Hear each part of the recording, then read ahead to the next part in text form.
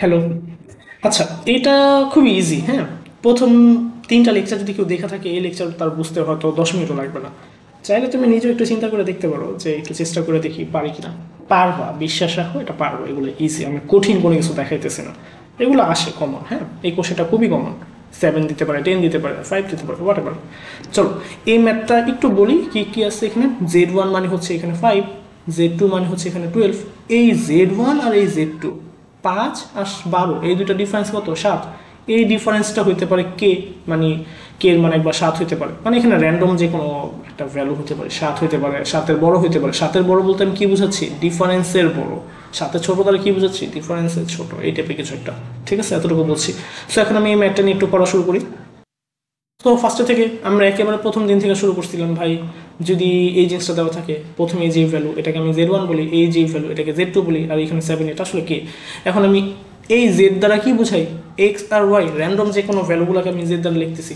আমি এখন কি করলাম ভাই, একেবারে শুরু থেকে একটা কাজই করতেছি। জেডকে একটা জায়গায় দিই, Z2কে আরেকটা জায়গায় দিই, দুই পাশে দিলাম, লম্বালম্বি রাখি সাধারণত।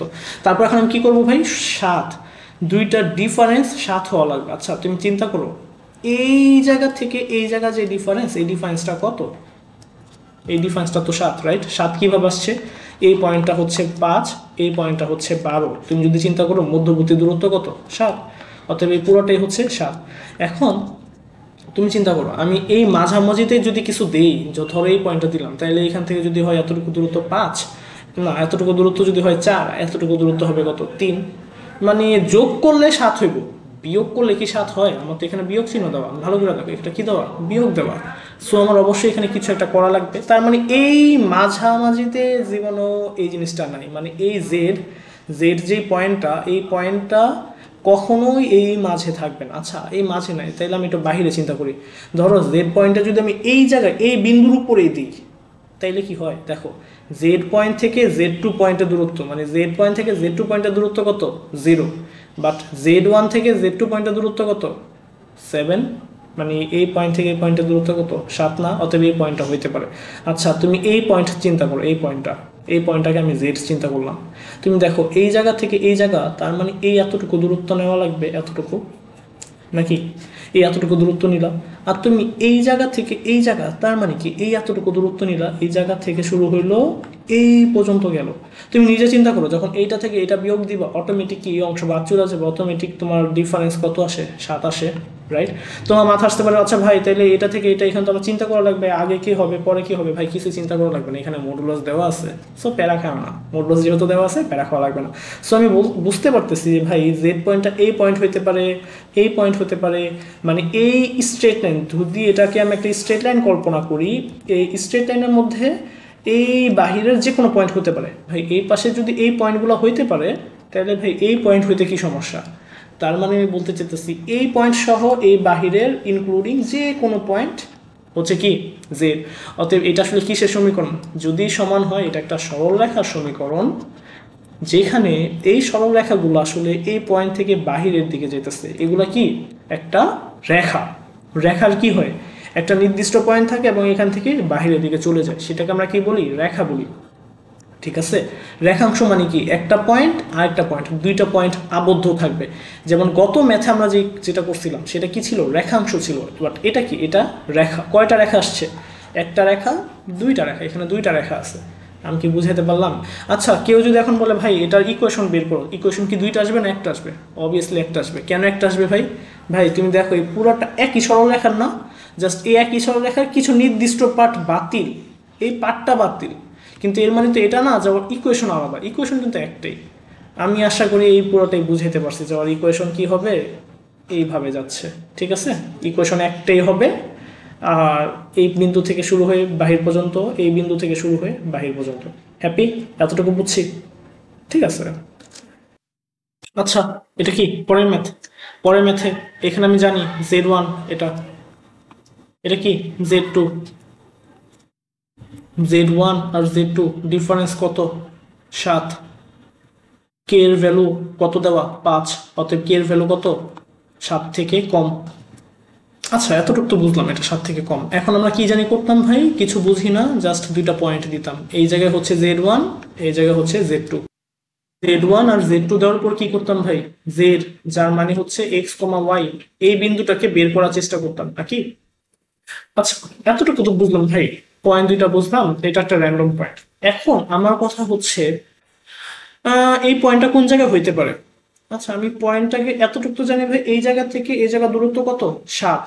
আচ্ছা, আমি যদি এখান থেকে 2 একক দূরে এই একটা পয়েন্ট কল্পনা করি, এটা হচ্ছে কত, 2 একক দূরে, তাহলে এটা হচ্ছে 2 আর এই এতটুকু ডিফারেন্স কত, 5।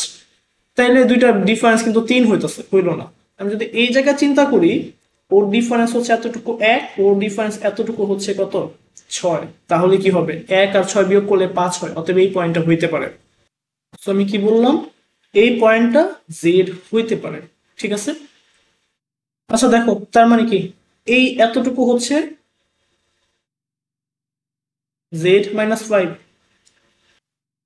এই এতটুকু z-5, আর এই জায়গা থেকে এই জায়গা যে ডিস্টেন্স, এটা হচ্ছে কি z-12। আমি এই ডিস্টেন্সটাও বুঝাতে পারলাম, এই জায়গা থেকে এই জায়গা পর্যন্ত। এই পয়েন্টটা যেহেতু গ্রহণযোগ্য হয়েছে, তার মানে কি আমি চিন্তা করতে পারি ভাই, এই জায়গাও এরকম সেম একটা পয়েন্ট আছে, তার মানে এই পয়েন্টটাও জেড হইতে পারে। আচ্ছা, আমরা অধিবৃত্তর কনসেপ্টটা যদি একটু যাই না থাকি, অধিবৃত্তের কনসেপ্টটাই হচ্ছে এরকম, P P A minus PB, A মানে কি, বি মানে কি, আমরা তখন যাবো তো আমরা জানি। এ মানে হচ্ছে র্যান্ডম যে কোনো পয়েন্ট, বি মানে হচ্ছে র্যান্ডম যে কোনো পয়েন্ট, আর পি মানে কি, পি মানে হচ্ছে এক্স আর ওয়াই, ঠিক আছে। এই দুইটা ডিফারেন্স আজীবন হবে কনস্ট্যান্ট। এটা কিসের সমীকরণ, এটা একটা অধিবৃত্তের সমীকরণ। কিসের সমীকরণ, হাইপারবোলার সমীকরণ, ঠিক আছে। হাইপারবোলাটা আসলে দেখতে এরকম হয়, এটা একটা হাইপারবোলা। আমি আশা করি বুঝাই ফেলছি যে ভাই, এই পয়েন্টটা, দুইটা পয়েন্ট আমি বুঝতে পারলাম, তার মানে এটা হচ্ছে রাইট।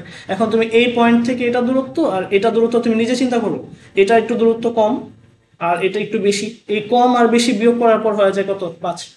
এটা একটু বেশি, এটা আরেকটু বেশি, বিয়োগ করার পর কত হয়, 5 হয়।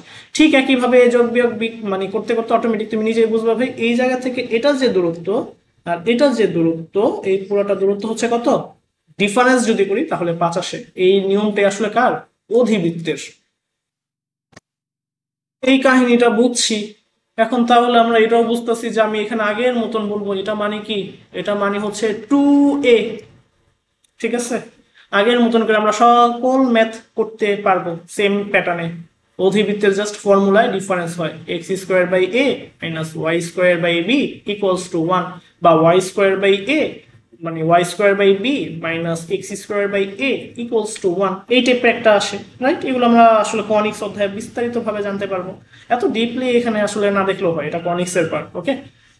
কনিক্সের পার্ট কিন্তু কিছুটা আমি বুঝাইছি, উপবৃত্তের সময় বেশ ভালোভাবে ব্যাখ্যা করছি, সো এটা আমরা বুঝতে পারছি। অতএব আমি এই সমীকরণটা দেখে বলে দিতে পারি এটা কি, দিস ইজ আ অধিবৃত্ত বা দিস ইজ আ হাইপারবোলা, ওকে। এতটুকু বুঝলাম। উনি হচ্ছে আমাদের শেষ বাবাজি, এই বাবাজি বড়, ঠিক আছে। এই দুইটা ডিফারেন্স কত, 7, বাট উনি কি হয়েছে, 7-এর ডিফারেন্স থেকেও বড়, রাইট। আচ্ছা, এটা বাস্তবে অসংজ্ঞায়িত, এটা এক্সিস্ট করে না, ঠিক আছে। এটা এক্সিস্ট করে না, বাস্তবে এটা পসিবল না। কেন, কেন এটা পসিবল না? কারো মাথায় তো এই প্রশ্ন আসতে পারে, ভাই আপনি প্রমাণ করে ছাড়েন এটা কেন পসিবল না। এটা আসলে আমরা ত্রিকোণমিতির মাধ্যমে বুঝতে পারি যে এটা আসলে পসিবল না। চলো আমরা চেষ্টা করি। এই একটা পয়েন্ট, এটা হচ্ছে কি z1, এই আরেকটা পয়েন্ট, এটা কি z2। আচ্ছা, আমরা র্যান্ডম যে কোনো একটা পয়েন্ট কল্পনা করলাম, এটা হচ্ছে আমাদের একটা র্যান্ডম পয়েন্ট z, ঠিক আছে। ভাই এই দুইটাকে আমি যদি জোড়া লাগাই, আর এই, আচ্ছা এই দুইটাকে জোড়া লাগাইলাম, অতএব এই ডিস্টেন্সটা কি হলো, এই ডিস্টেন্সটা হলো z মাইনাস z1। আচ্ছা ভাই, এই z1 দ্বারা কি বুঝাইতেছি, এটা কিন্তু 5, এই 5টাকে আমি z1 বুঝাইতেছি, রাইট। এই 12টাকে আমি z2 বুঝাইতেছি, এগুলো অর্থাৎ তখন আমরা বুঝে গেছি। সো এই ডিস্টেন্সটা কত, z মাইনাস z1। অনুরূপ ভাবে এইখান থেকে এইখান পর্যন্ত যে ডিস্টেন্স, সেটা কত, z মাইনাস z2। অনুরূপ ভাবে আমরা বলতেই পারি এই কথাটা, বলি। So Z minus Z two কতটুকু, এটাও আমরা বুঝতে পারলাম, রাইট। এইটাও বুঝলাম, এইটাও বুঝলাম। আচ্ছা, মধ্যবর্তী যে জায়গাটুকু আছে, এটাকে আমরা র্যান্ডম যে কোনো কিছু বইলা দিতেই পারি, রাইট। দিলাম কিছু একটা, এটাকে আমি কে দিই, কিছু একটা দিলাম। আচ্ছা, তুমি আমাকে একটু চিন্তা করো, এটাকে তো কে দিলাম, রাইট। তুমি চিন্তা করে দেখো, আমি যদি একটা ত্রিভুজ তোমাকে বলি, এটা হচ্ছে এ, এটা হচ্ছে বি, এটা হচ্ছে সি, এরকম যদি হয়, এই দুইটার বিয়োগফল এ বিয়োগ সি, এই দুইটার বিয়োগফল আজীবন সি থেকে ছোট হবে। এটা হবে, এটা হইতে বাধ্য, ঠিক আছে। এটা আমরা বাচ্চাকালে ওই যে ক্লাস 7-এ হয়তো পড়ছিলাম, ঠিক আছে, 7-8 আমরা এগুলো পড়ে থাকি, যে একটা ত্রিভুজের দুইটা বাহুর যোগফল তৃতীয় বাহু অপেক্ষা বৃহত্তর, একটা ত্রিভুজের দুইটা বাহুর বিয়োগফল তৃতীয় বাহু অপেক্ষা ক্ষুদ্রতর বা ক্ষুদ্রতম, এই টাইপের আর কি বুঝুন বুঝুন, ঠিক আছে। অতএব দুইটা যেহেতু বিয়োগ হয়েছে, এটা অবশ্যই সিটা বড় হওয়া লাগবে, নাকি সিটা কার থেকে বড় হবে, এইটা আর এইটার বিয়োগ ফলের থেকে বড় হবে। কিন্তু এক সেকেন্ড, বড় হবে বলছি, বড় হবে, হ্যাঁ এটাই, সিটা বড় হবে বললাম, রাইট। এখন দেখো, এই দুইটার বিয়োগফল যত, আমরা এই এতটুকু আর এই এতটুকু, এই দুইটার লেন্থের যে ডিফারেন্স, এটা কত জানতাম, মানে আমি ডিফারেন্স বলতে বুঝাইতেছি Z1 আর Z2। হুম, এই দুইটা Z1 আর Z2, এই দুইটা ডিফারেন্স আমরা কত জানি। আচ্ছা দেখো, আমি একটু বলি আবার শোনো, এই পয়েন্ট থেকে এই পয়েন্টের যে ডিফারেন্স Z1 মাইনাস Z2, নাকি এটাই তো আসবে, Z1 মাইনাস Z2, এটাই তো আসে। এই দুইটা ডিফারেন্স কত, 5 বিয়োগ 12 কত আসে, 7 আসে, নাকি 7 হয়। এখন আচ্ছা, আমি শিওর না কোন জায়গায় জানি স্টপ হয়েছে, এই পয়েন্ট আর এই পয়েন্ট, এই দুইটার যে ডিফারেন্স সেটা হচ্ছে Z1 মাইনাস Z2। এই ডিফারেন্সটা আমরা কিভাবে 7 পাই ভাই, 5 বিয়োগ 12 কত হয়, 7 পাই। অর্থাৎ এই দুইটা পয়েন্টের ডিফারেন্স মানে এই কে এর মান হচ্ছে 7, ঠিক আছে।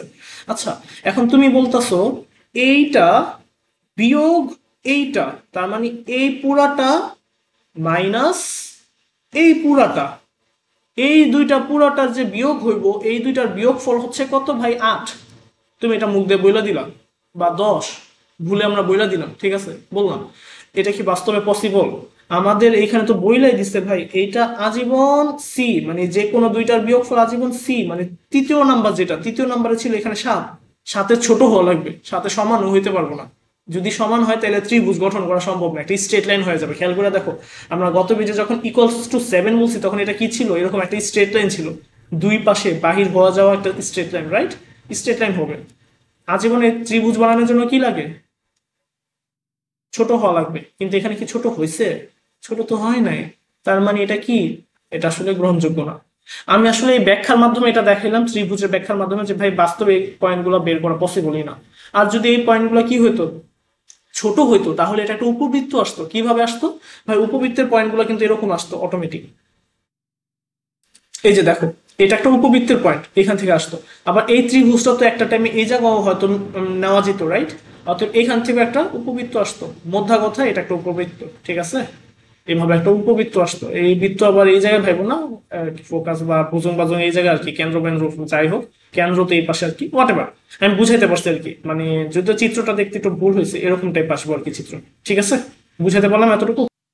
সো শর্টকাটে যদি মনে রাখতে চাও, এটা কি এক্সিস্ট করে না, এমসিকিউতে এটা কি দেওয়া থাকবে, নট এক্সিস্ট।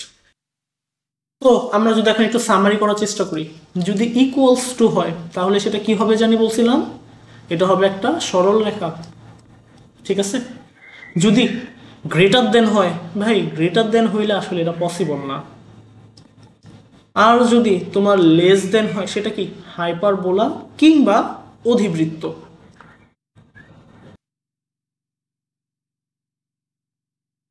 যদি পুরাটা একটু সামারি দেখতে ইচ্ছা করে, তাহলে এভাবে দেখে নিতে পারো। এটাই হচ্ছে আমার পুরাটা। তো আজ এই পর্যন্তই, ভালো থাকি। আর কোনো প্রকার যদি কোনো সমস্যা থাকে অবশ্যই জিজ্ঞেস করতে পারো। আর জানাও কিরকম হয়েছে, ভালো লাগছে কিনা, বা বুঝতে কোথাও অসুবিধা হচ্ছে কিনা, বা পড়ার কোথাও চেঞ্জ, প্যাটার্নে কোনো চেঞ্জ করা উচিত কিনা, যে ভাই আপনি এভাবে না পড়ে এভাবে পড়ান, বা অন্য কোনো কিছু, ঠিক আছে। মন্তব্য অবশ্যই করো, আর পছন্দ হলে লাইক করো, সাথে সাবস্ক্রাইবও করতে পারো, হোয়াট এভার।